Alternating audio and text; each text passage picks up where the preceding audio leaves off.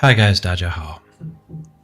Soon our Where Winds Meet adventure will take us into the new Hexi region, which expands our wuxia fantasy world with some incredibly dramatic historical references, featuring a really special boss fight versus Guoxin, the white-haired general of Anxi. This encounter takes place as we move from west to the east through the Yumen Pass, which was a key outpost along the Tang Dynasty era Silk Road, an actual location. I became aware of the lore surrounding the Anxi general via Bilibili, where videos explaining the historical significance of this Where Winds Meet boss went viral. Following up on this story really increased my respect for the efforts that went into developing the Hexi storylines and scenery, which I originally found a bit bland compared to Qinghe and Kaifeng. When first stepping into the desert-like Hexi map, I was a bit put off when I compared it to the natural beauty of Qinghe and the bustling cityscapes of Kaifeng. Also, the landscapes of Hexi seem to be more high fantasy or xianxia style compared to the more grounded and worldly wuxia environment of the first maps. Personally, I prefer the wuxia genre to its more fantastic xianxia cousin, a point I'll return to later. A key thing to note is that the Hexi patch introduces us to the Hexi corridor area, which is an important location in the history of the Silk Road. The game's primary setting is the 5 Dynasties and 10 Kingdoms period, which is early mid-11th century. An important element to note regarding the 10 Kingdoms time frame is that it takes place in the chaotic period after the fall of the powerful Tang Dynasty.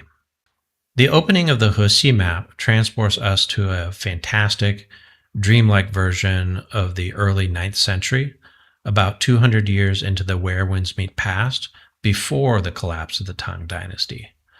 This allows us to witness some events on the western frontier of the Tang territories, where the declining Tang Empire struggles to fend off enemies in the west. Specifically, we visit the story of Guoxin, a real Tang Dynasty general who defended the Anxi Protectorate, which would be located in today's Xinjiang area, long after the Tang central government collapsed in the mid-9th century. Guoxin and his troops were isolated for decades, guarding the frontier, including the Yumen Pass, without any reinforcements, until they fell in battle around year 808 AD at Kucha, which is about 1,000 kilometers west of the Yumen Pass. The steadfast warriors grew white hair with age as they spent a generation holding out in isolation against impossible odds through their ordeal at Yumen Pass, guarding the Anxi area. The capital of the Tang court was in Chang'an, in modern-day Xi'an in central China. It's important to note that the Tang Dynasty in the early 9th century was enjoying unprecedented power and at a cultural zenith, backed by an effective military offering protection on all borders. It was the peak of a unified, confident imperial civilization. The Anxi soldiers guarding the western border likely believed that they were still serving this thriving empire, unaware of its impending collapse. The chaotic Jianghu of the 10 Kingdoms period was a direct consequence of the Tang Dynasty's collapse. According to historical accounts, the rising power in the west, which was challenging the Tang authority, was the Tibetan Empire. However, in a stylized approach to history, these enemies in the desert plains are portrayed as magical creatures like giant vultures. Frontier struggles are a recurring theme in China's history, and mixing historical periods in wuxia storytelling is not uncommon. An important story element of Where Winds Meet bridges this historical gap between these two periods, and that is namely the fictional Raging Tide sect, which was founded by soldiers who survived the ordeal at Anxi, suffering unbearable isolation and sacrifice, as their unquestioning loyalty to their homeland endured. So let's go a bit deeper into this historical setting. In the mid-7th century, the Tang Dynasty established the Anxi Protectorate to project Tang power over the lucrative Silk Road trade routes in Central Asia. The Hexi corridor was the vital land bridge connecting the western regions to central China. Two key events disrupted the balance of power in the Hexi corridor, shifting control away from the distant Tang court. The first turning point was the catastrophic Anlushan rebellion from 755 to 763 roughly. To save the heartland, the Tang court withdrew the elite core of the Anxi and Hexi armies eastward. The western garrisons were left skeletonized with only several thousand seasoned troops and local auxiliaries holding a frontier thousands of miles long. Then the Tibetan Empire, Tang's perennial rival, seized its chance. By the year 766, it had severed the Hexi corridor and the Anxi protectorate was cut off. No orders could get in, no news could get out. The army was abandoned. What followed was nearly a half-century standoff where the white-haired army endured a legendary 42-year holding action against impossible odds.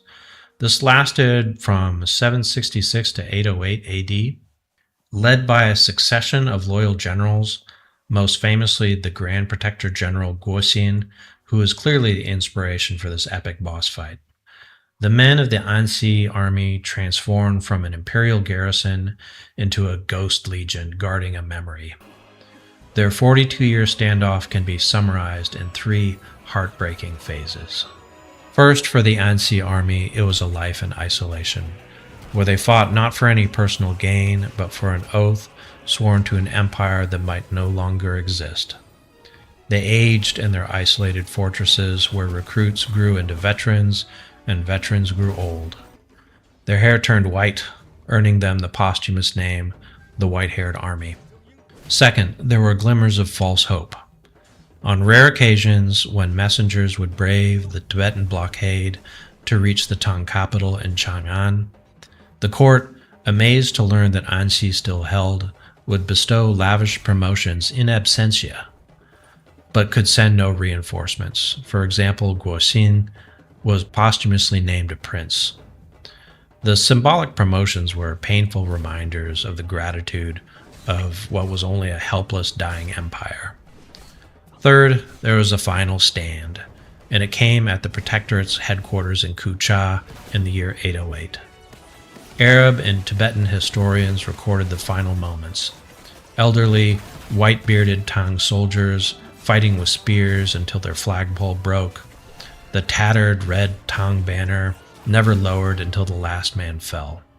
Our boss, General Guoxin, likely in his 70s or 80s, died in the flames of his command post. So the tragic story of the Anxi army, loyalty in the face of incredible isolation and hardship, it creates a sympathetic opponent, where we are not so much taking up arms to defeat a villain, but allowing a hero to finally stand down from his post. Why does this matter in the context of the game, though? Why do we need to witness the heartbreak and suffering from events some 200 years prior to the peak Jianghu of Where Winds Meet? First, we have the connection to the Raging Tides sect backstory, which will likely play a more significant role in the plot going forward. The plight of the Anxi general establishes our foundation for a mistrust of authority.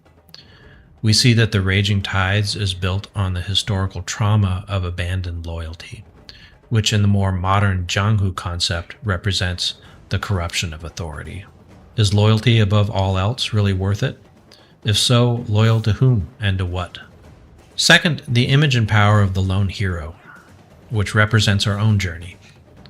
Also, we have the emergence of the scholar warrior. It's not enough to be skilled at combat. A real warrior needs to understand the history to grasp one's own role in the present. The empire has fallen, and now the heroes of the wuxia need to make their own rules in the lawless Jianghu. When the state fails, heroes must enact justice. They do it themselves based on a personal or brotherhood code of righteousness. The Raging Tides sect is this principle in action.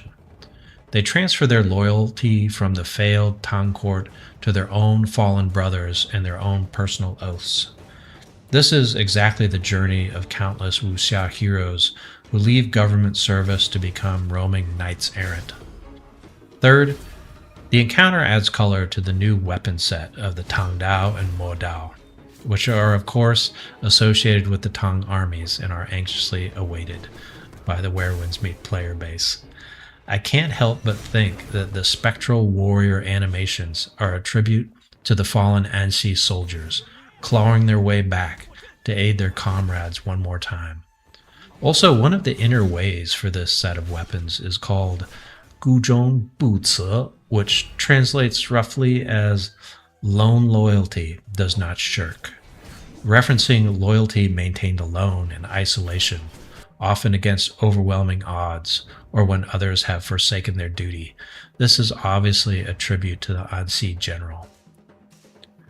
Fourth, the wuxia theme and historical world building remain prominent, despite the introduction of some xianxia elements. For me personally, this is a huge win, as I prefer wuxia over xianxia.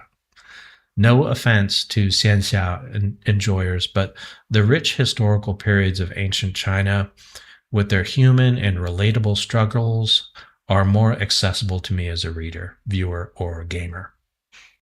Not gonna lie though, I might play Sword and Fairy Remake though.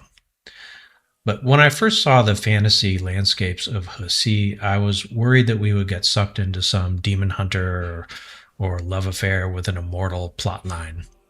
It was therefore reassuring to run into Guoxin and to be reminded of very real, worldly, and human suffering. Lastly, it underscores our own journey as solitary warriors.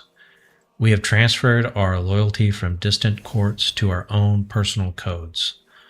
Guoxin's legacy in Where Winds Meet is a haunting reminder of what was lost, the glue of loyalty and central order.